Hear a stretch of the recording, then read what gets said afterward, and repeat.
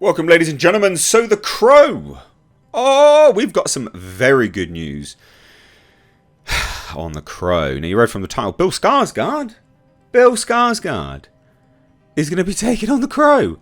I love this casting. Never in a million years, never in a million years would I have put him in the role at all. But I tell you what, now I see it. Now I know the news. Now I'm looking at it. Now I'm having a gander at it.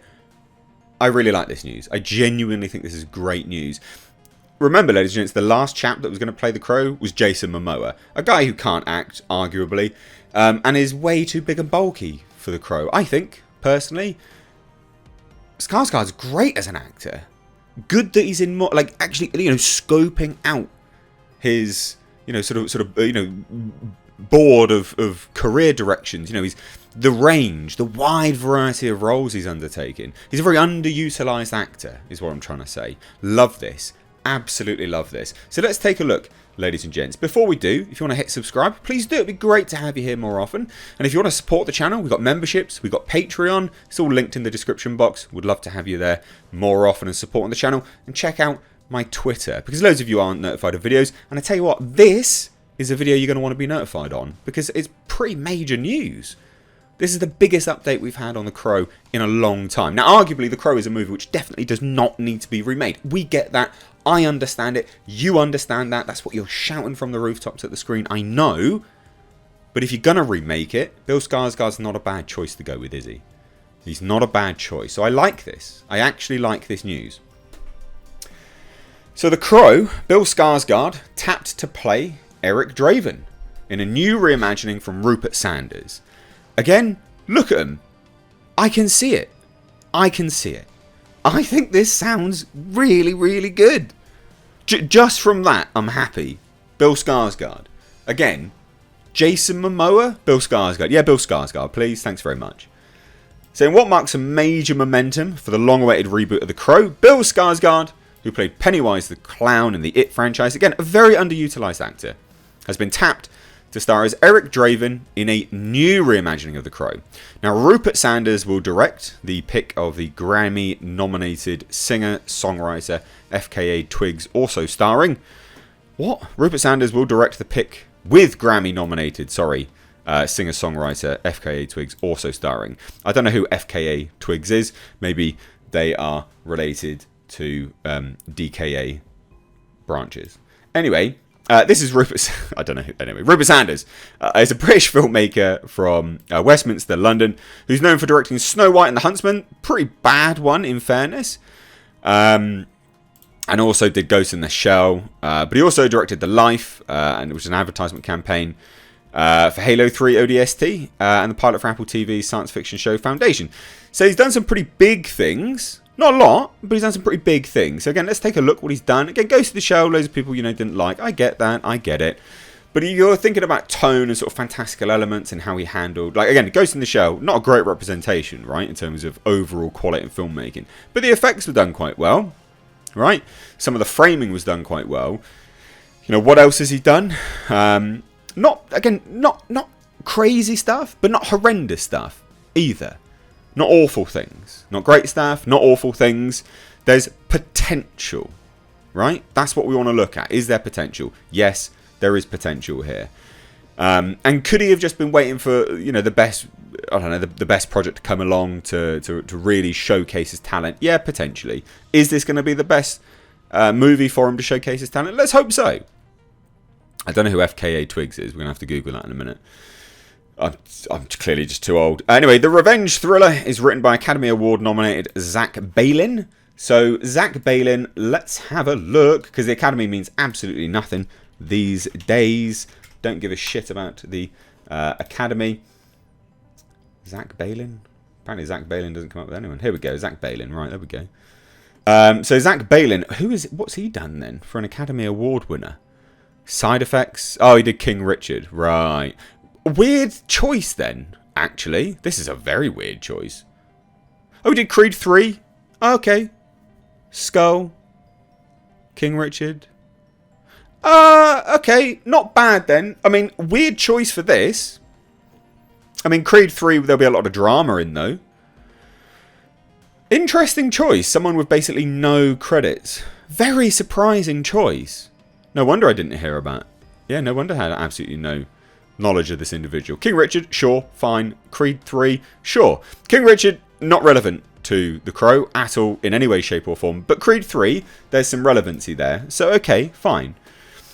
And this is going to be based on the original graphic novel of the beloved character that was created, written and illustrated by James O'Barr.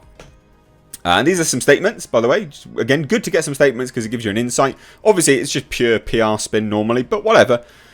The Crow is beautiful, dark, poetic, and sometimes disturbing. Yes.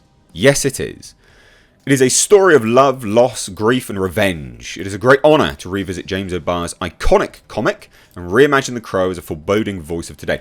Now, I actually did a retrospective review of The Crow. I'll leave it linked above. Please do go and check that review out. This is back in the day when I did retrospectives, which I'll be bringing back, so stay tuned for some more of those. But this is right, you know, dark, poetic, and sometimes disturbing. That is what I would say is, you know, if you're going to choose 3 words, that's not a bad 3-word choice. But again, one thing which I think is promising here is how he says it's you know, a great honour to revisit the comic, the iconic comic. Now, obviously, the movie itself is, you know, an iconic film. It's untouchable, absolutely fantastic, great, no worries, love it, right? But the fact that he's saying, yeah, we'll revisit the comic, it's good because it doesn't seem to me that his intention is just solely to be like, right, yeah, all we're going to do is, you know, remake The Crow. No, we're going to revisit the comic and reimagine The Crow. As a foreboding voice of today. Good. I mean, look, there's nothing about this which says to me there's going to be... You know, normally, if I was to say, you know, say the foreboding voice of today part, that would alarm me in terms of today's modern political shift in Hollywood if, say, they'd cast any number of, you know, checkbox narratives for the lead. But this sounds great. This just sounds like, oh, we're just going to reimagine it and, you know, create a voice for today. Love it. Great. The pick will be produced by Victor Hedida, Molly Hassel, John Jenks, Edward R. Pressman, production companies, Hassel Free Productions, Electric Shadow, Davis Films, Edward R. Pressman Film Corporation in association with 30 West. Basically a lot of people. And CAA Media Finance is handling the film's domestic distribution rights. Basically, this is an indie film. Right? This is an indie film. Loads of people are producing it. Loads of companies are working on it. And no major studios handling it, like, at all. It's not a major studio film. And I think that this again, gives it more potential to be better. It genuinely does. So the pick is a modern reimagining of the titular character based on the graphic novel series by James O'Barr that was first published by Caliber Comics in 1989. Director Alex Proyas brought the story to the screen in 1994's The Crow. Wow, mad that it's so old now. Which starred the late Brandon Lee, again, rest in peace, and became a cult classic. The original film and its sequels continue to be distributed around the world. I mean, the sequels are garbage. Don't watch the sequels. Who cares? The original's absolutely fantastic. And part of that was the music. And I tell you what, if they're going to get this right for the modern day, you need to nail down that music, right? Alex Proyas did a really good job, and there's a great correlation between Dark City. Okay, watch it. Dark City is a beautiful film. Again, I've done a retrospective of that as well. Leave it linked above.